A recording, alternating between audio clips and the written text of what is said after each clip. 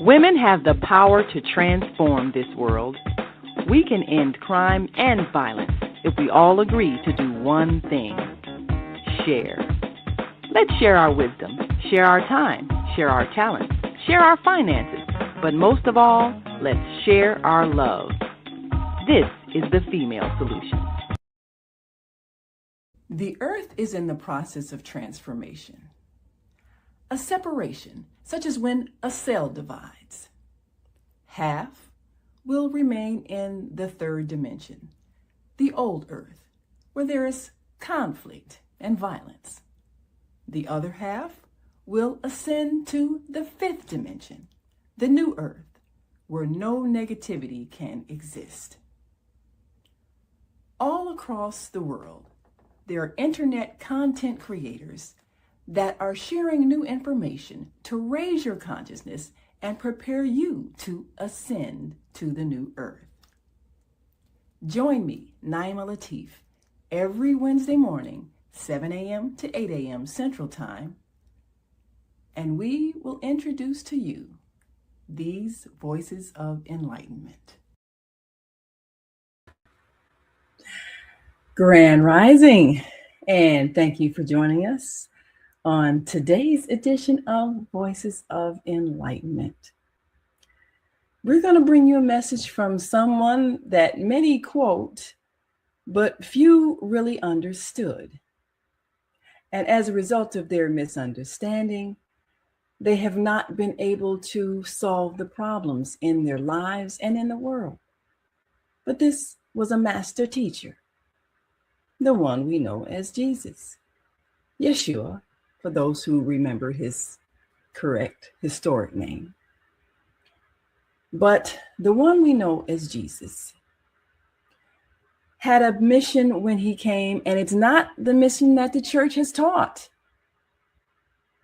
It was instead a mission of enlightening the mind to take control of your life and not be manipulated by those who taught fear-based religious beliefs, a fear of hell and damnation, an idea of guilt born in sin. I'm challenging a lot of belief systems today because unless you let go of the idea that you are already condemned at birth, you will not evolve out of the low vibration that keeps you miscreating your life.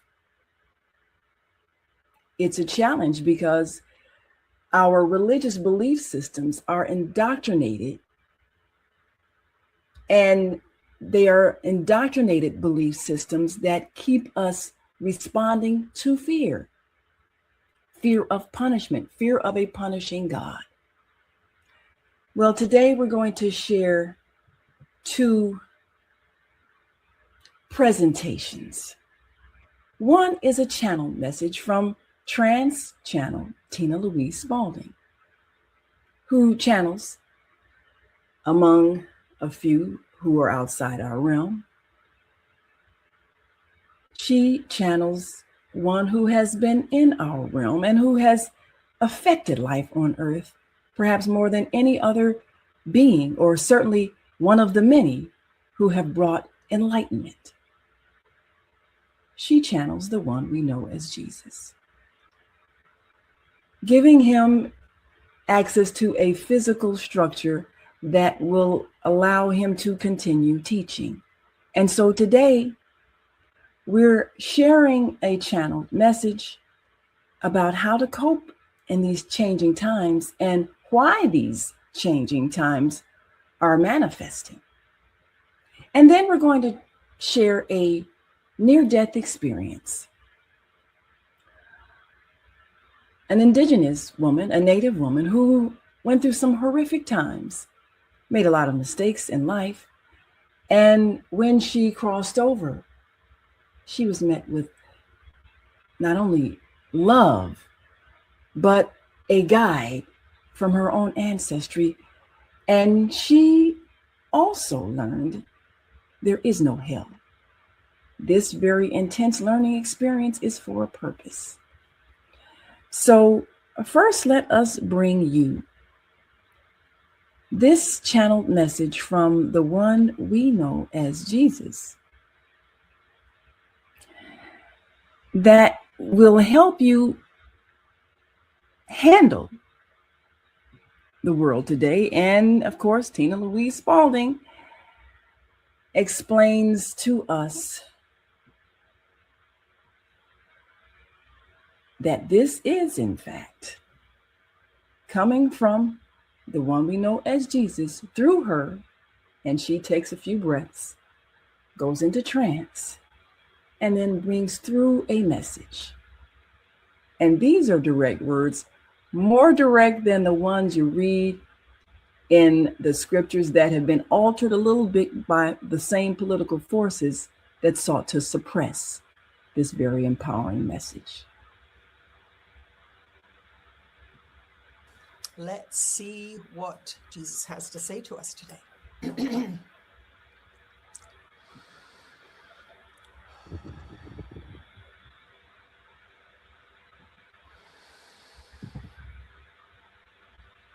You are blessed beings indeed. I am that one that you know as Jesus. Your journey here is intensifying. And we have been giving you this message for over a decade. It is called the Galactic Speed Up. And it is something that is affecting the planet, the solar system, and all beings that live in and on the planet and the solar system. So this is not something to do with you being American or English or Indian or Australian. This is a complete acceleration of everything and everyone. When you think of acceleration, you think of your car. You are going faster, and that is exactly what an acceleration is. In this particular case, what is accelerating is your frequency. So, for example, seeing very, very hot temperatures in areas that were mostly temperate is a demonstration of this. And so we want you to understand that there are going to be times on your planet when things get a little uncomfortable for those beings that were in what were considered moderately temperatured places. They are going to be getting hotter. This has got nothing to do with the car you're driving. This has got nothing to do with the kind of fuel you use. It is a much bigger issue than that. Your sun is penetrating the protective layers of your planet more and more, and so things are heating up, not only in terms of temperature, but in terms of frequency. And by that we mean when you are holding a lower frequency, you can engage with other lower frequency people, places, things, and experiences. So if you are depressed, you will find it okay to hang out with someone who is, let's say, chronically ill and having a hard time. You will be a matching frequency. If you are depressed, you will not be able to hang out with someone who is going out for their daily 5K run and feeling happy and productive and healthy. You are not going to be a match for them. You may be able to override it a little bit, but you will not enjoy the company of somebody who is significantly out of frequency match with you. There is no spiritual judgment in this statement. We are merely stating a scientific fact. That if you are not a match for someone, you don't enjoy their company. It goes both ways. The lower frequency person will find the higher frequency person annoying, and the higher frequency person will find the lower frequency person annoying. And what we will say to you here is that as you raise in frequency, which you have no choice about at this time in this galactic speed up, you are all raising in frequency, no matter where you started from. And what this means is that the lower frequency aspects of your personality are not going to be allowed to remain within your consciousness if they are too low for the frequency that you are being raised up into. And what this creates is a situation where you are faced with your shadows. You are faced with your jealousy or your negativity or your addiction or your short temper. These things are going to come up because they can no longer reside within the higher frequency structure that you are now exhibiting because of the raising of the frequency of the planet and consequently of you. You are affected by the sun, the stars, the earth, all of these things.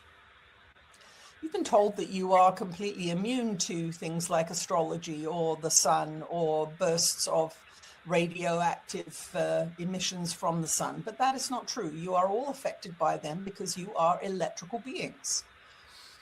And so when we talk about ascension madness, which is what we're going to talk about here, you may find that people around you are losing the plot a little bit. And what we mean by losing the plot a little bit is that they are going a little bit crazy. They are not being able to keep going or doing what they have been coping with. Most of you, we will speak here to modern Western society, but this is a global phenomenon, but we are speaking mostly to modern Westerners through this particular channel. A lot of you in the modern West are having to work very hard to cope with life. Prices are going up, governments are acting a little weird, you are worried about your homes, you're worried about what jobs are going to be created or destroyed in the next few years. Things are getting a little stressful out there for all of you, and this is part of this galactic speed up. And not only are you seeing it outside, but you are feeling it inside. The things you used to be able to cope with are now becoming a bit overwhelming. There may be times when you have just gone to bed for a nap because you do not want to be in this world anymore with all of the pressures that are coming your way. And we understand this. We have lived on your world and we understand the pressures of the ego's playground. It is an intense place indeed. Many spirits cannot hack it on earth. And those you will see as miscarriages, babies that are souls that are going to come in as babies, and they start to get the feeling of the frequency of this place.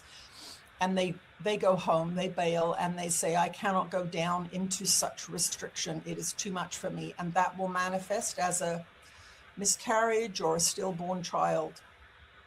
And this carries on throughout the human existence. Some teenagers cannot make it through. They could make it through childhood when they were supported and fed.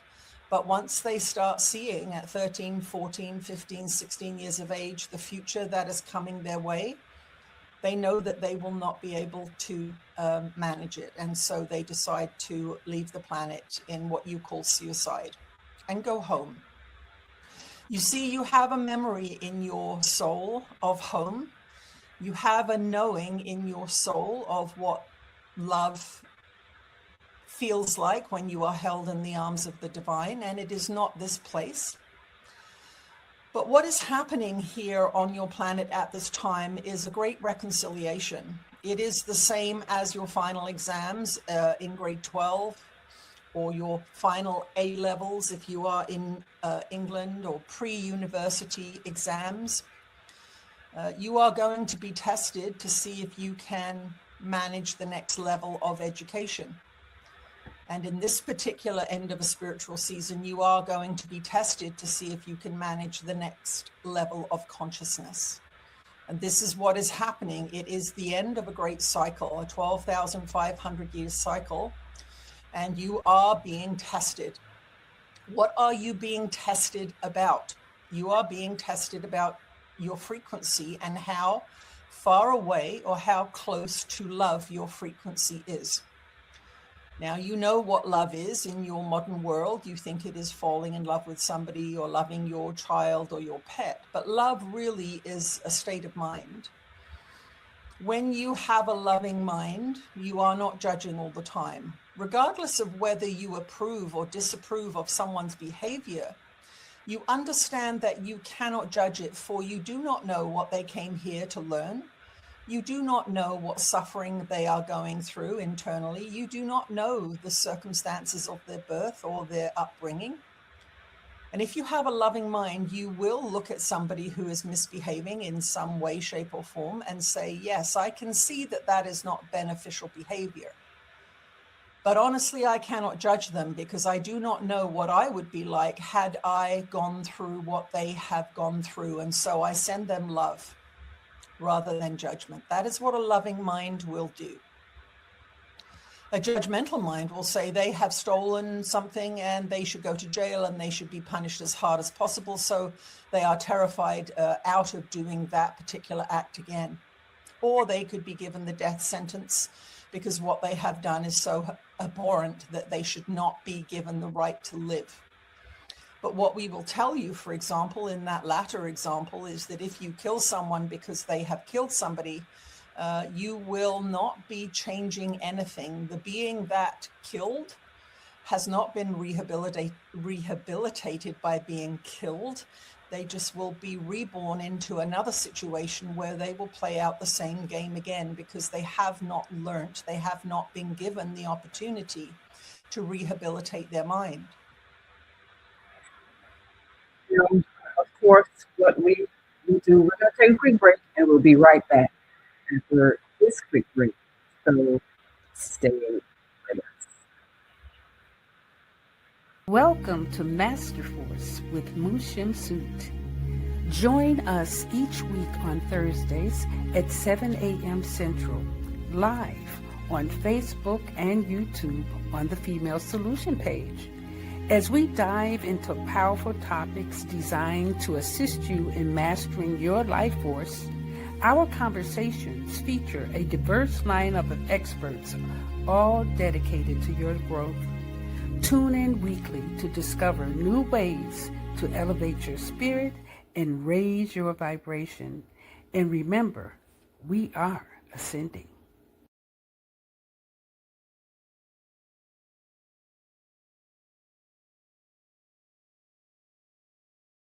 We are global transformers, changing the world from the way it is to the way it should be. We are one. Wherever we live on this earth, we are one human family. On behalf of our team of radio hosts, I'd like to extend a greeting to all the members of our family, whenever and wherever you may be listening around the world. To our family in China, Ni Hao. In India, Namaste. In Japan, Konnichiwa. In Korea, Annyeonghaseyo. In Russia, Здравствуйте. In Germany, Guten Tag. In Poland, Dzień dobry. In France, Bonjour. In Spain, Hola. In Italy, Ciao. In Egypt, Ahlan wa sahlan. In Ghana, Akwaba. In Nigeria, Peleo. In South Africa, Sawubona. In Senegal, Nangadef. In Kenya, Jambo. In Israel, Shalom. In Pakistan, Afghanistan, Palestine, and Saudi Arabia, Assalamu alaikum. Greetings, and may peace be upon you all. Join us live on the on-air radio network called 727-731-5192. We want to talk to you.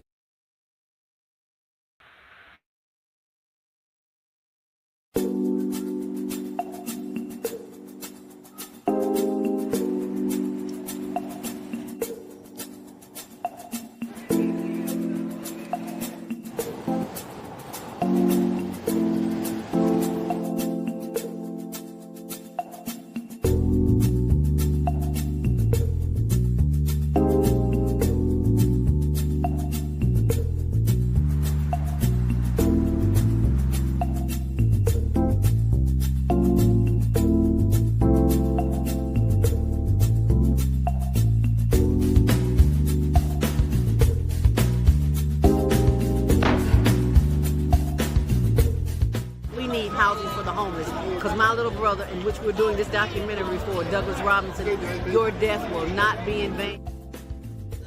He was a heck of a great dude. And I love Doug. Doug loved me. Just being around him, he had a good spirit. He was a healing person. They are there. Get SROs back. When you give to the poor, Should not be forced out of their neighborhoods when it goes through a period of transformation.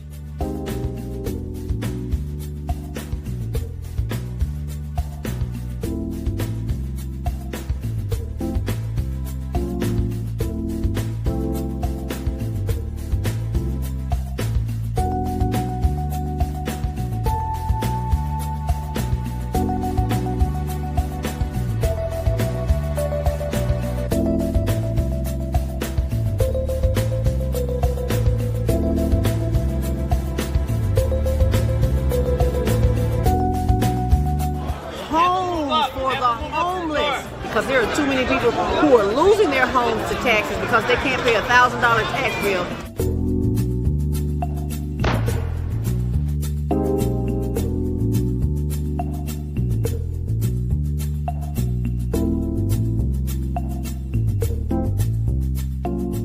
And you are watching Voices of Enlightenment.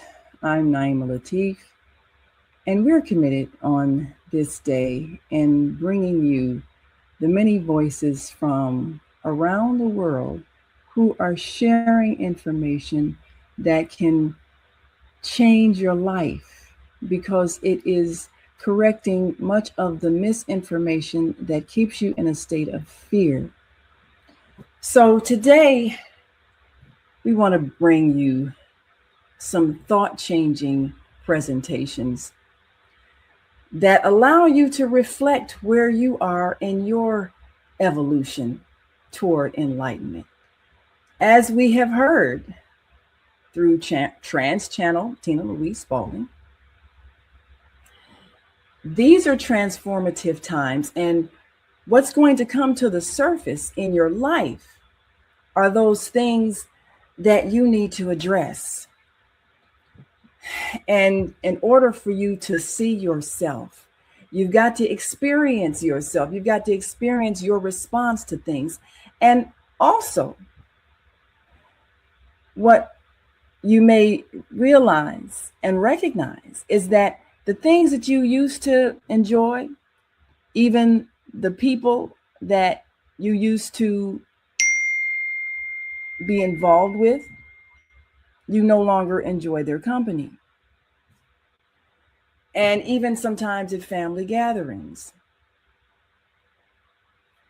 we certainly had the experience, and I love my family, but in certain large family gatherings, you have those who indulge in alcohol and those who don't. And the people who are drinking, they're having a great time, and that's wonderful. But the people who are sober, they may not enjoy that atmosphere because the personalities of those who are inebriated become distorted. And often things can erupt, arguments, they can turn violent because of the change in the brain chemistry, which creates a change in behavior. So when my husband and I and my daughter, we would go to family events, we would enjoy the company and the music and, laughter and the conversation. And as people began to drink, we would make our exit because we didn't want to experience the lower vibration of those who are intoxicated.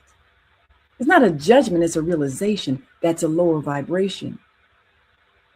Intoxication is, and it produces lower vibration behavior. So these are choices that you make, and they're choices that you make based on where you are, because you will not feel comfortable. As was said, you're no longer a vibrational match. So we want you to listen to that entire presentation, and it's on our Facebook page. We've shared the link, and you can go to channelingjesus.com. The one we know as Jesus is coming through people who are channels. A channel, of course, is like your TV channel. It's a means whereby people can be a receiver of information and therefore transmit it. That's all.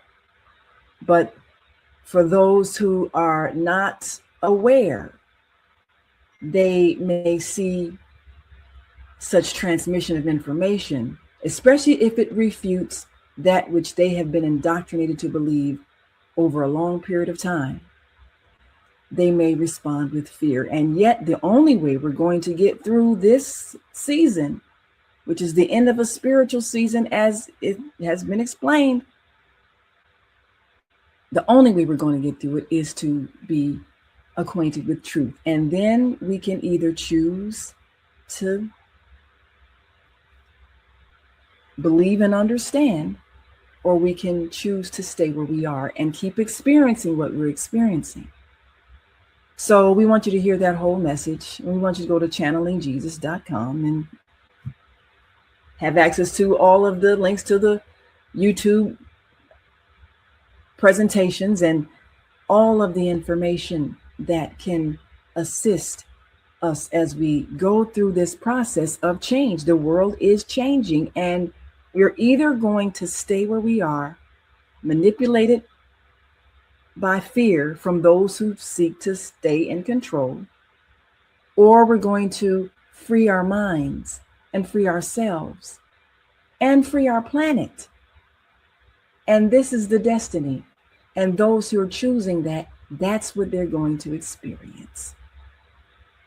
So we want you to be prepared with information. And this is why we share this every Wednesday morning, so that you will know that what's happening is part of the great plan of your spiritual evolution in this earth school, this very intense earth school.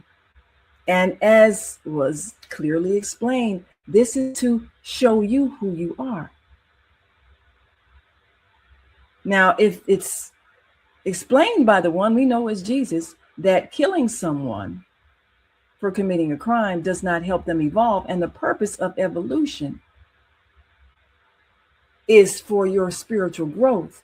The purpose of your experience is for your learning. If that is the case, then certainly hell is an invention of the church, which we've been told that by hypnotherapist Dolores Cannon. But to punish someone with suffering after they have in fact suffered because they needed to learn something, that makes no sense. And that's not an act of love. But we're believing that cruelty is the way the creator of the universe operates, and needed to be cruel to someone in order to forgive us. And that is not correct.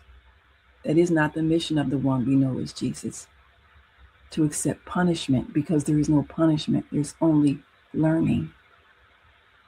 And I'm glad that the explanation about stillborns and miscarriages was shared with us, because many women have deep feelings of guilt and failure, and they did something wrong because their baby wasn't born.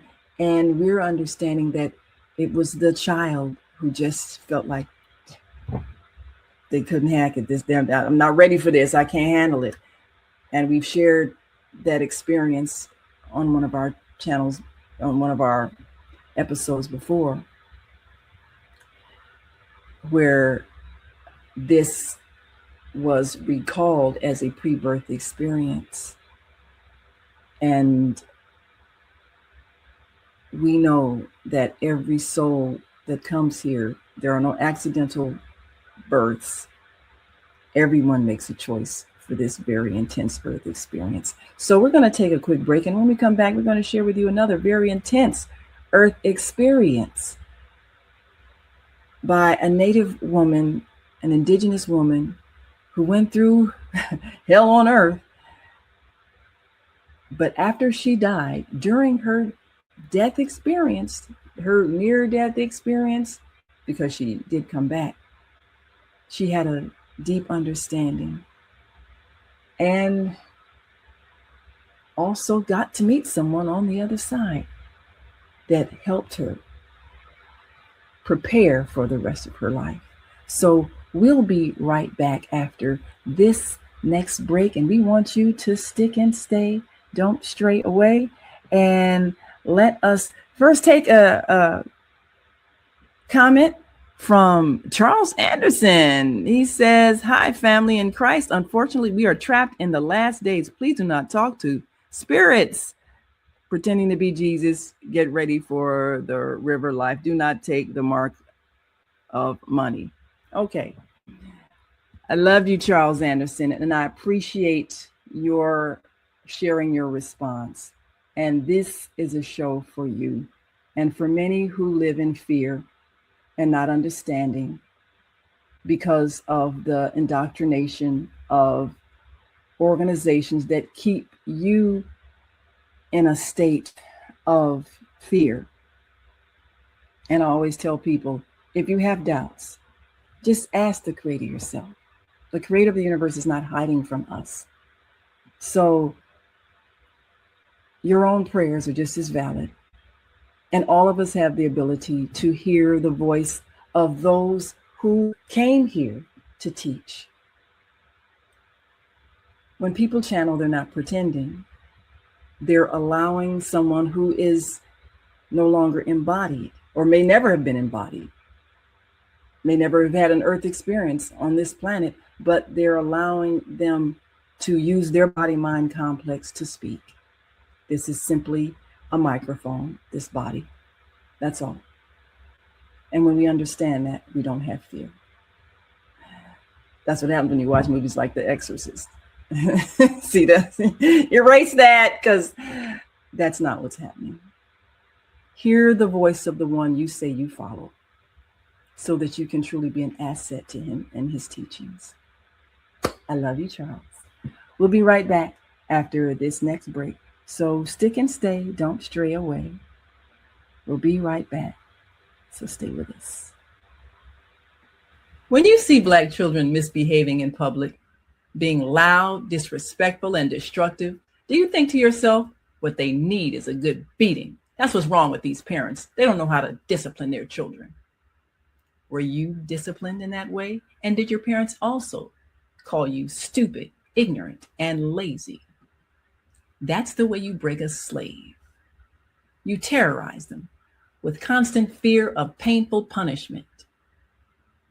You teach them they're powerless to speak up, and you insult them so they feel like nothing. We were broken by parents who were broken, by parents who were broken. It's time to end the cycle of brokenness and bring healing to ourselves and our communities by using knowledge, respect, and love. We'll show you how. I'm Naima Latif. Get the book Slavery, the African American Psychic Trauma. On sale now. Go to www.naimalatif.com. Peace and love. I'm Michelle Renee, host of Education Nation, live on the Female Solution Global Network every second and fourth Sunday from 12 p.m. to 1 p.m. The intention of Education Nation is to raise awareness about the literacy crisis and to offer information to combat the problem. The goal is to awaken an army of reading coaches and mentors. You will experience guests who are doing their part in the community to ensure youth in their circles are reading and thinking critically. I look forward to serving you in this capacity.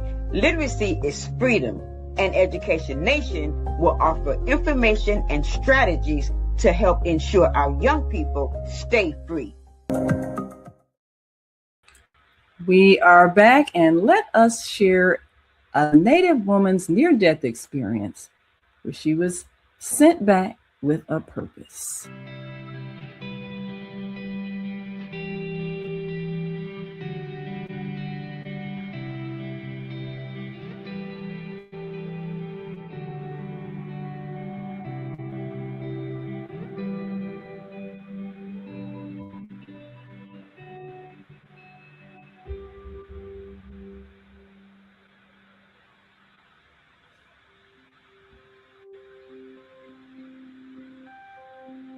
I'm Sharon Ward, and I am from the Broken Head Ojibwe Nation in Manitoba, Canada. And I have grown up in and around Manitoba most of my life. I also have grown up a lot of my years before school was on the trap line with my grandfather. So I've got a lot of traditional knowledge that was handed down from the elders, and they used to tell me that I had to be quiet. So they used to call me bungins. It was like something to do about quiet waters or quiet, because a long time ago you used to go to jail if you had any native knowledge, because they were trying to eliminate the Indian to assimilate them. And they didn't want that knowledge being handed down so that they would forget that part of their lives, so that they would no longer be heathens and savages. Residential schools were boarding schools. Basically, they boarded Indian children. They took the kids right out of the homes. And that's where a lot of abuse happened to the kids. My mom was 3.5 and she was in a day school.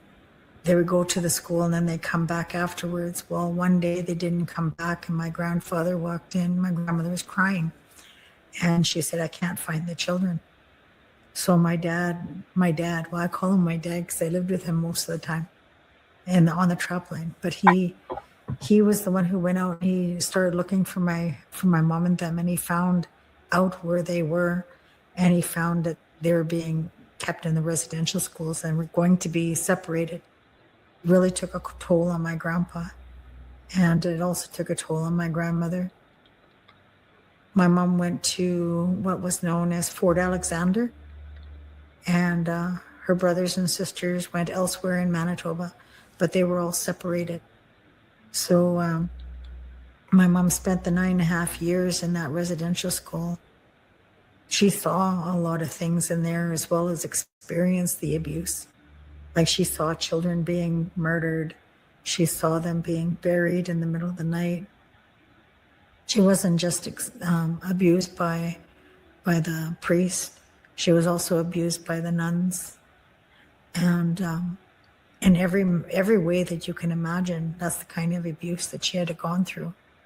It was just horrifying, the things that she had gone through. But it helped me when I got older to understand where she came from and what she experienced. But she was a very angry woman. Mind you, she was really kind and caring before 1966. She had a beautiful spirit about her. When 1966 came in and they started to allow Indians to drink, especially women, that's when our life went to hell. From that point on, she started drinking more and more and more. Her drinking went from a weekend to a week, and then soon almost every day was Friday and Saturday. It was just scary. So we went through a lot of different things ourselves. We've gone without proper clothing. I remember stealing clothes off of people's wash lines, and we went without food quite often. So in the fall, that was kind of like a blessing, because we got to raid a lot of gardens. We had a lot of vegetables, and then all we had to do was worry about meat. And before, when we were growing up, my grandfather, when he was on the trap line, he provided all the meat to the family. And my uncles, they were the ones who fished. My dad was the one who hunted. So they all worked in unison, and we're all, self-sufficient. But the thing was that everything changed. Everybody started drinking, and life started to become harder, and there was a lot of abuses by people that were left to care for us too. That wasn't they weren't looking for healthy people. They were just looking for somebody to watch the kids. And without realizing it, they put us in harm's way. So we went through a lot of other abuses. I didn't speak English until I was 7, but I spoke Anishinaabe, which means the Ojibwe language. And the thing is that when I was a kid, I didn't understand that I had an accent.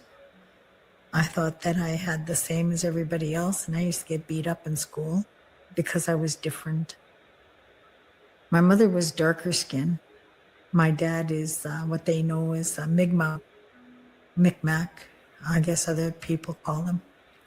And some of them have interbred with Vikings from a long time ago, and some with Irish and Scottish. And there's a lineage of fairness through them.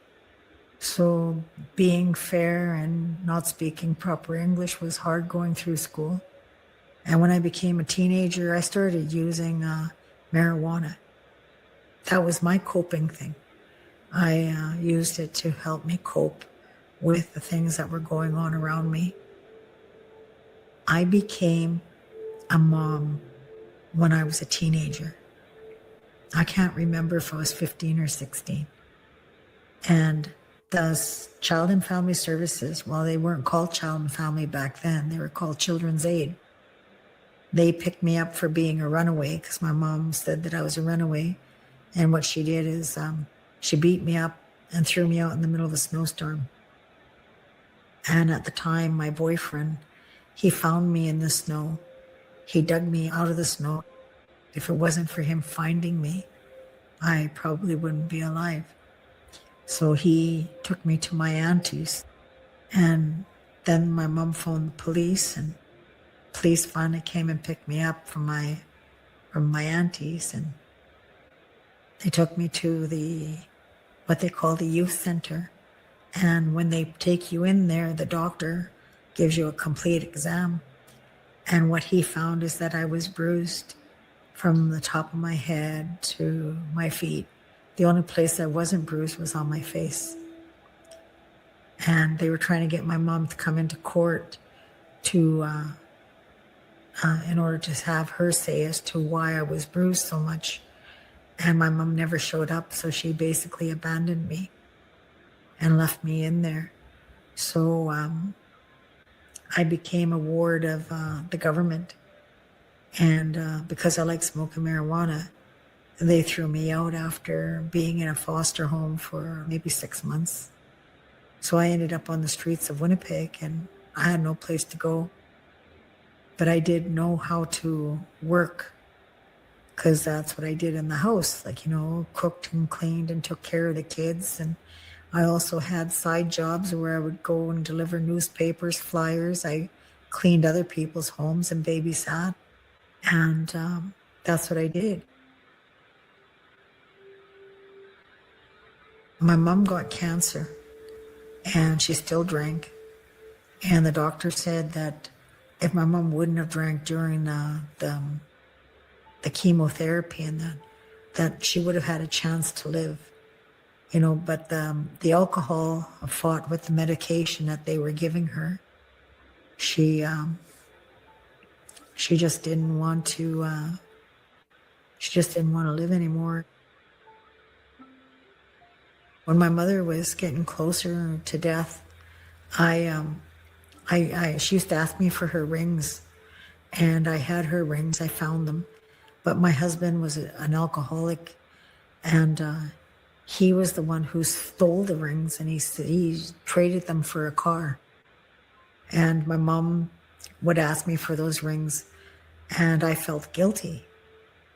And I was taking care of 6 kids, 2 stepdaughters, my youngest brother, and 3 of my own.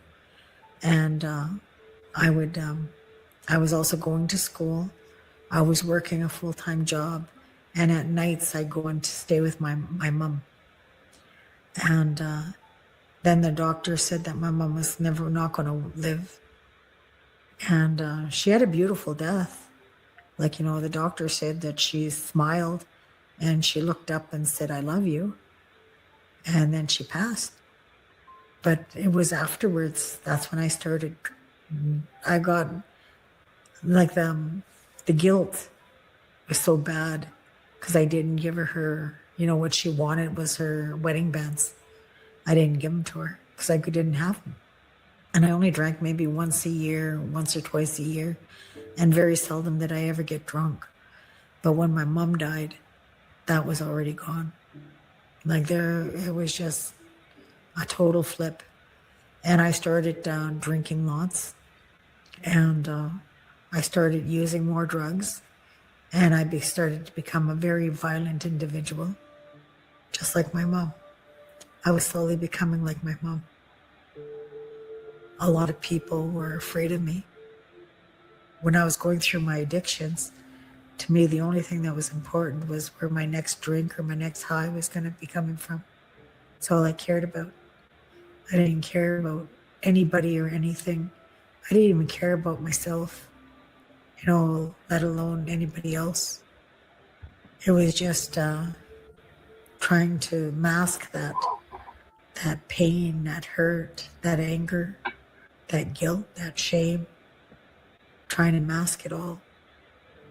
And I paid my husband to leave me. And I told him, I says, if you think you're coming back to me, I says, and I'm going to take you back, you got another thing coming, because I don't want you. It's done. I ended up having a lump on the side of my breast, and I had black fluid coming out, and I was taking lots and lots of pills, like painkillers. But I didn't really like taking pills, so I'd take those pills and I just put them aside. And I just smoked more pot. And I was able to get through that. But then I started going through a really heavy despair. I looked at my babies and I thought, they'd probably have a better life without me, because I was so broken. I had so much shame because I thought that I had to be shameful for the way that I grew up. So I went out and I bought a Mickey of whiskey, and I took all those bottles, and there was 90 pills in each one. There was 3 of them, big bottles. And I ate most of them. When I went and laid down on the couch after I took all of that, and I drank that whiskey and I went to sleep, I should have never woke up. And I thought I was making sure of that. As I was dying, at first I heard the voices of my brothers and sisters. It was like I was being shown what was going to happen, what they were going to experience. I can hear my brothers and sisters talking about me in the distance. And I can hear them saying, how selfish she was. She never even thought of any of us before she did that to herself. And then I can feel their pain. And it was just horrible. It was really going to hurt them. And they wouldn't have forgiven me for a long time, if at all. I might have even had to stay there until their time was up. Because the one thing that I didn't realize is that I realized how I felt, but I didn't realize how they were going to feel. Being on the other side of somebody losing somebody, especially since I was like the mom to my brothers and sisters. I was the one who raised them up, took care of them. I never realized that I was so important in my family, because I always thought myself as being insignificant. I didn't hear anybody else until I finally heard that one voice that said, turn around.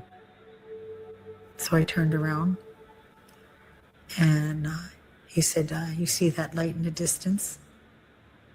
And it was just a tiny little speck. I said, yeah. Okay, now go to that light. So I'm walking towards that light. And the light is getting bigger and bigger and bigger. And it wasn't very big. It was only big enough for me to crawl through.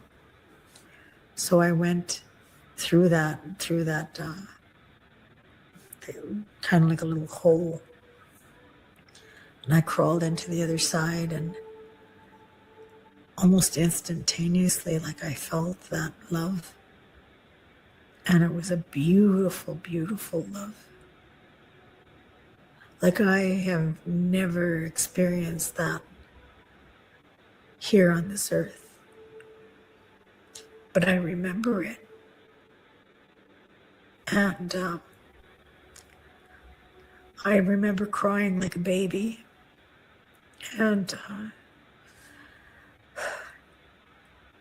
then I can hear a voice talking.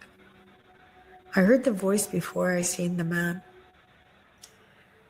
And the voice, in that voice, I heard them saying that I had to see what could have happened, because everybody who dies, everybody's given a certain amount of time when they're born into the world to live. During that time, they live and they learn, they make mistakes, and they keep going or they don't. And for those who to do that to themselves, like when they do that to themselves, commit suicide, they'll stay there in that place until they're either forgiven from all the people that they left behind, or until their time is up. And then they can go back and visit for just a short period before coming back here. Anyway, when that man came and he started talking, he said, Pungans, Sharon. And I looked at him and he said, Creator sent me to talk to you. God, the creator of all things, sent me to talk to you. And he wants you to know this. Before you were born, you were given a job to do. And you can't come back here until you do it, because nobody else can do it, just you. And he said, you're going to have to go back. And I said, no, I don't want to go back. And I remember looking at his face, and his face was changing, all the different colors of mankind. They didn't stay one color. It kept changing and changing and changing. And then I remember trying to look into his eyes, and I didn't see eyeballs. Like you see the eyeballs, but I didn't see no pupils, no coloration. But I didn't feel fear. I wasn't afraid of him. But when he said I had to go back, I just wept. I grabbed hold of his feet and his legs, and I started to cry, and I started to beg him, no, please let me stay. I want to stay. And he says, no, you can't. We have to send you back. And it was just like that. Poof. Yes. And of course, she is back telling her story. And her job to do is to share her story, and especially give a testimony for those who may be going through some horrific things in life and are wondering, are they being punished by the Creator? Are they unworthy of love? Well, her story is providing a healing for those who may have had that misconception because their life is difficult. And she went through some horrific things. But notice how she said, before you were born. All of us plan our lives before we're born. There are no accidental births. Everyone who comes here, specifically for this experience on earth, comes with a purpose and an objective, and something that we intend to learn and intend to share with the rest of the world.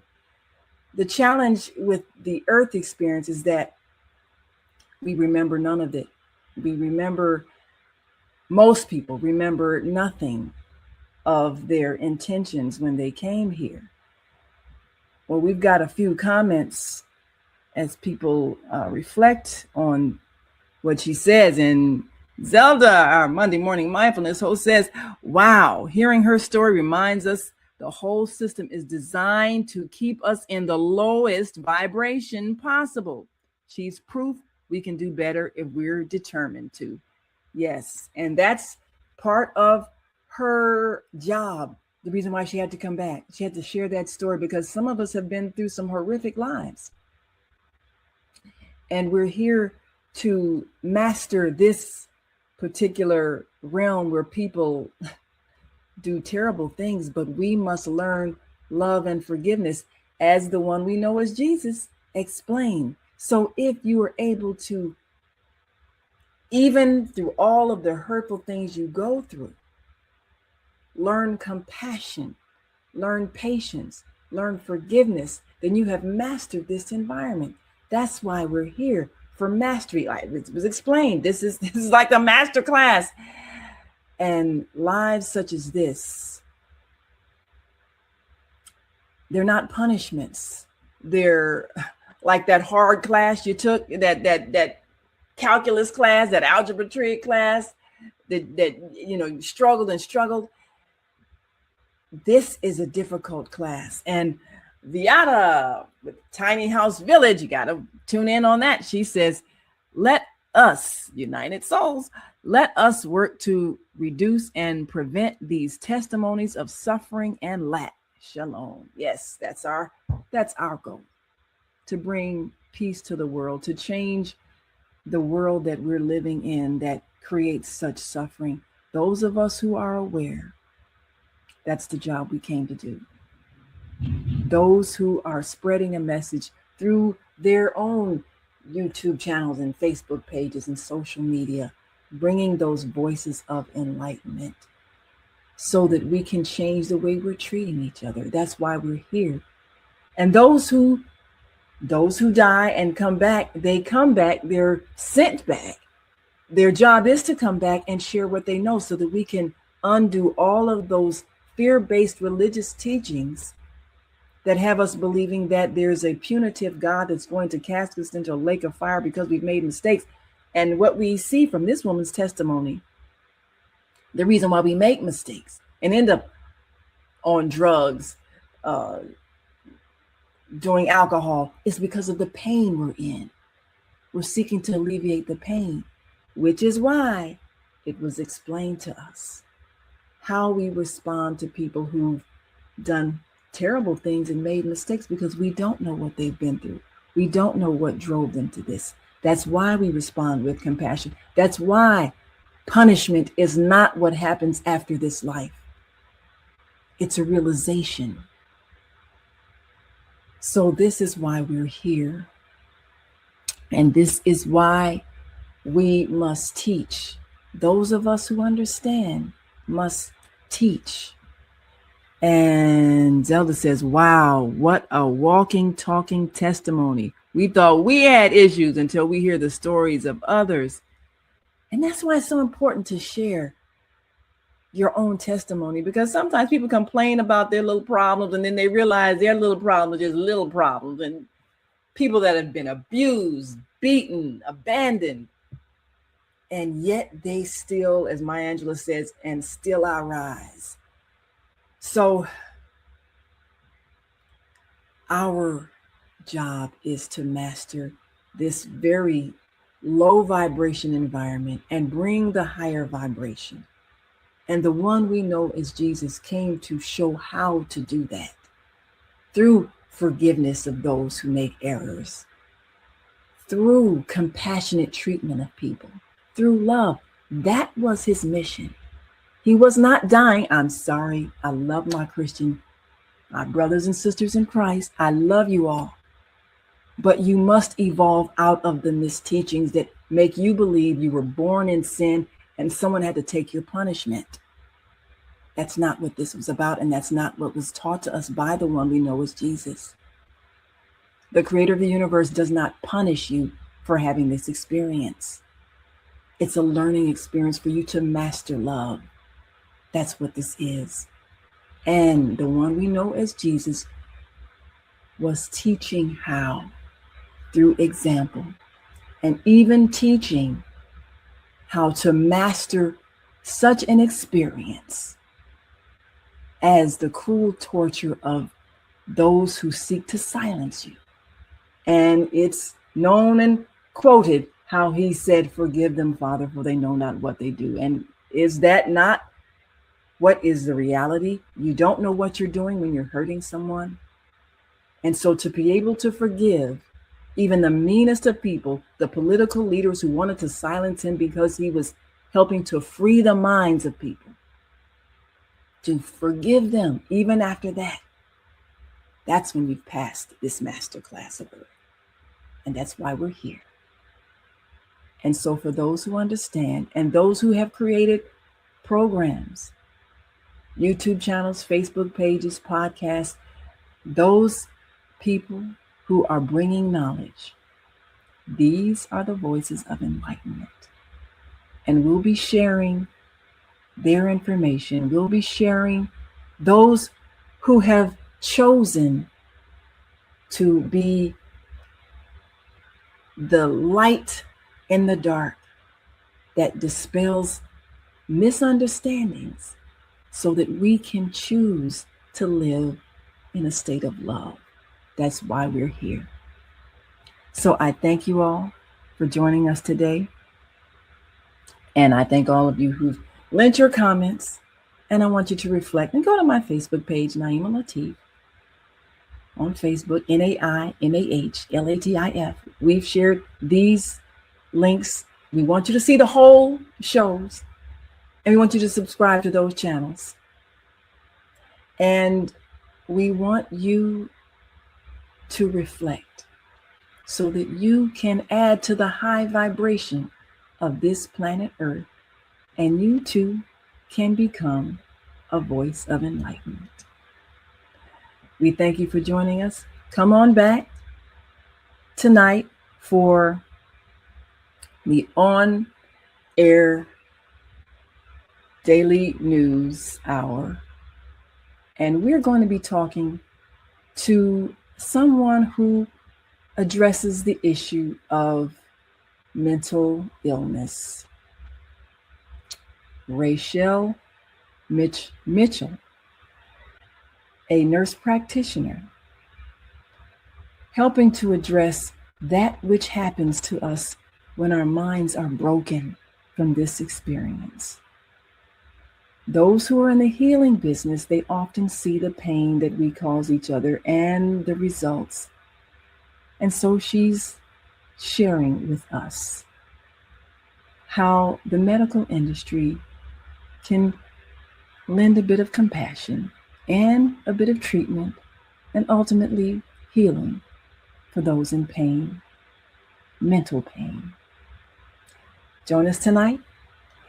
And until next time, we want you to continue to shine your light. See you next time. We've come to the end of our show today. If you missed any broadcasts, go to our website for the audio and video archives at www.thefemalesolution.com. On behalf of our team of radio hosts, I'd like to thank all of you who participated in today's discussions. And to our global family joining us from all around the world, we say thank you. To our family in China, xie xie. India, dhanyavad. Japan, arigato. Korea, kamsamnida. Russia, spasiba. Germany, danke. Poland, dziękuję. France, merci. Spain, gracias. Italy, grazie. Egypt, shukran. Ghana, madasi. Nigeria, eshe. South Africa, Ngiyabonga. Senegal, Jareth. Kenya, Asante. Israel, Toda. Pakistan, Shukriya. Afghanistan, Tashakur. Saudi Arabia and Palestine, Shukran. Assalamu alaikum wa rahmatullahi wa barakatuhu. Thank you, and may peace be upon you and the mercy of God and God's blessings.